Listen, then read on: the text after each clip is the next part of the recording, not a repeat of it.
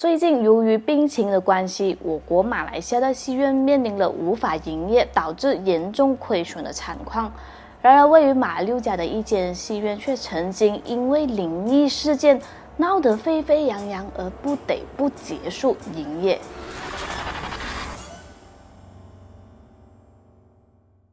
Hello， 大家好，我是美貌与智慧并重的小南。小南终于接到业配啦！欧巴 Seafood Delivery 是大马首创韩式火锅外卖，使用小南 promo code 小南就能获得5%优惠哦！还等什么？赶快下单吧！雪龙区内1个小时送到你家，边吃部队锅边看小南的影片吧。马六甲出现灵异事件其实并不出奇，毕竟这里曾经有着那么多灵异传言，再加上电影院因为够阴森，所以是最适合他们逗留的地方。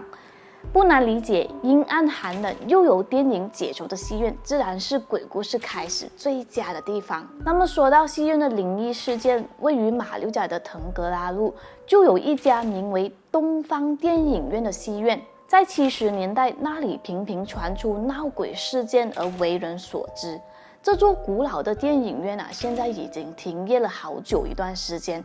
在这段漫长的荒废期间，电影院变得更加可怕。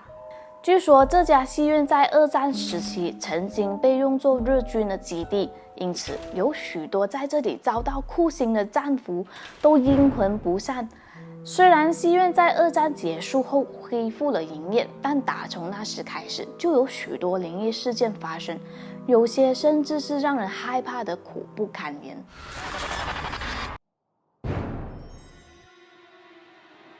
根据传闻，曾经就有一位郑先生在戏院内工作，当时他的工作是一名售票员，由于他本身拥有所谓的阴阳眼，因此他经常在男厕所会遇见一个无头的男性冤魂。然而不只是郑先生遇过这个冤魂，甚至还有其他前来戏院的顾客无缘无故会被那冤魂在耳边问道：我的头到底去了哪里？可不可以帮我找回我的头？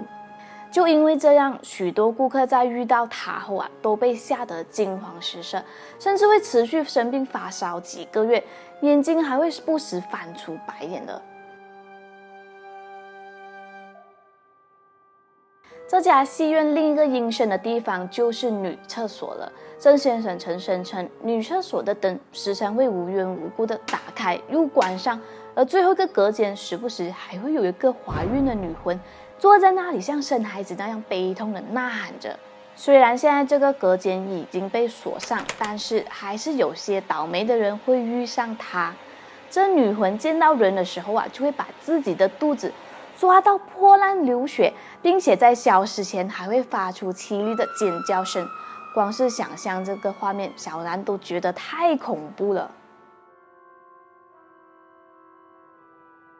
除了厕所以外，这里的戏院座位也有2个特别的位置。这家东方电影院共有2层，而这2个特别位就在第2层楼。如果不知情的顾客坐在那2个特别位上面，就会莫名的被刮伤。看着戏的当时可能不会觉得疼痛，但是在看完戏出来后，就会发现自己的脸、腿和手都有一大堆的伤痕。就这样发生在这家戏院的种种灵异事件，很快就被传遍马六甲的大街小巷。因此，为了要平息这些闹鬼传言呢，当时的戏院老板就举办了一场法事来超度这些怨灵。而且那2个特别位还会被这个红布缠着，好让长期寄生在位置上的灵体得以缓解离开这2个座位。自此之后，那里的闹鬼事件被平息了，但没人想到，在80年代初期，东方电影院却选择了结束营业。传闻现在这个戏院呢，后来变成养殖金试验以获取燕窝的仓库了。然而事实是否如此希望有马六甲的观众朋友可以在下方留言，让小南知道哦。不止马六甲，位于香港湾仔洛克道与分域街交界的东城戏院，也因为有灵异事件不断传出而出名的。东城戏院在1964年2月9日开幕，但却在1973年因为生意不好而被拆除，后来重建为东城大厦。自东城戏院开业以来一直有不少的灵异传说。根据了解呢，这家戏院以前是一所殡仪馆，而后来呢被改建成了电影院。但是内部改建的部分并不多，戏院内仍然保持了之前殡仪馆的格局和建筑。根据谣言，建筑内其中的一间女厕所就是之前用来存放遗体的房间。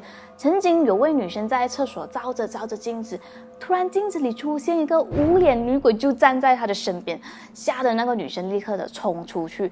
几个月后，那位女生患上失心疯，住进了精神病院。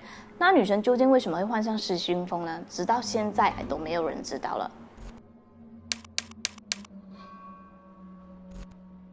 此外，有传闻说，在东城戏院以前即使观众再少，也都会全院满座。而负责播放粤剧的凡哥就曾经透露，他在戏院里看到过某些诡异现象。原本开场的时候明明是座无虚席的，但是中场休息过后回来，却剩下几个观众而已。但是检查 CCTV 却没有人离开过。随后凡哥以为是自己眼花，结果他在去男厕所的途中遇到了一个没有下巴的老婆婆，吓得他拔腿就跑。可是事后他再次回到戏院，又变成高朋满座，可是那些观众都没有下巴。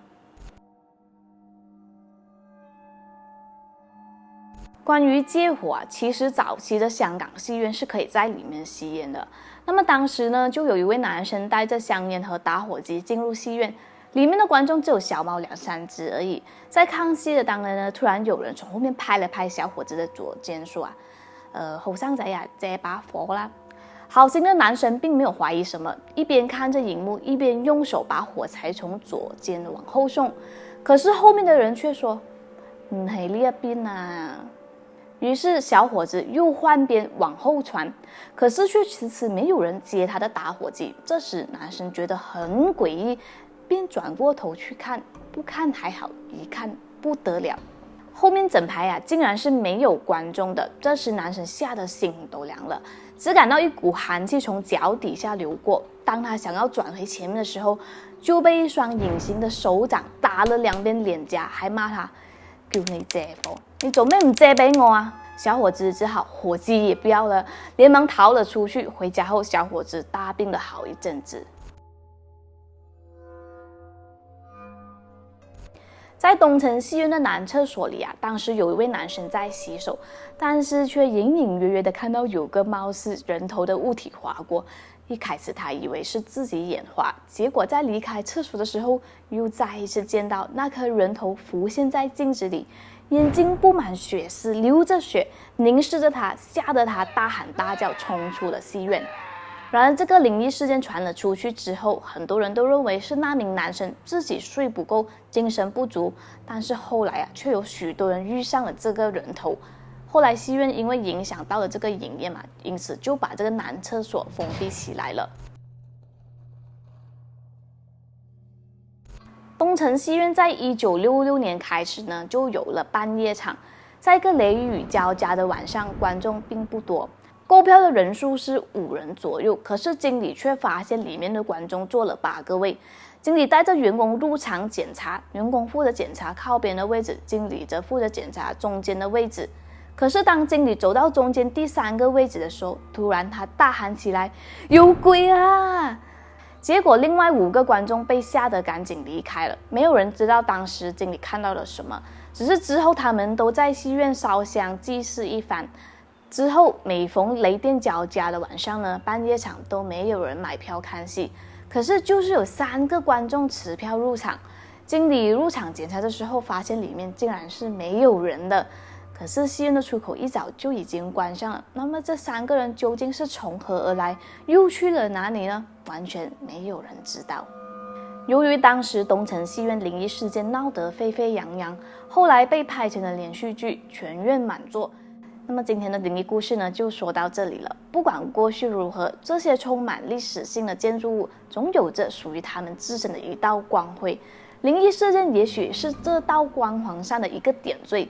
那么你还想听什么地方的鬼故事呢？记得在影片下方留言告诉我哦。我们下期再见啦！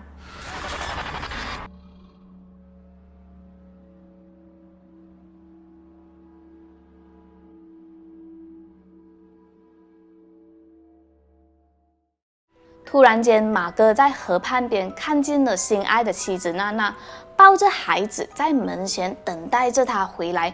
马哥开心地跳下了独木舟，满心欢喜地将妻儿拥在怀中。可是谁又知道，接下来等待着马哥的是一连串匪夷所思的事情。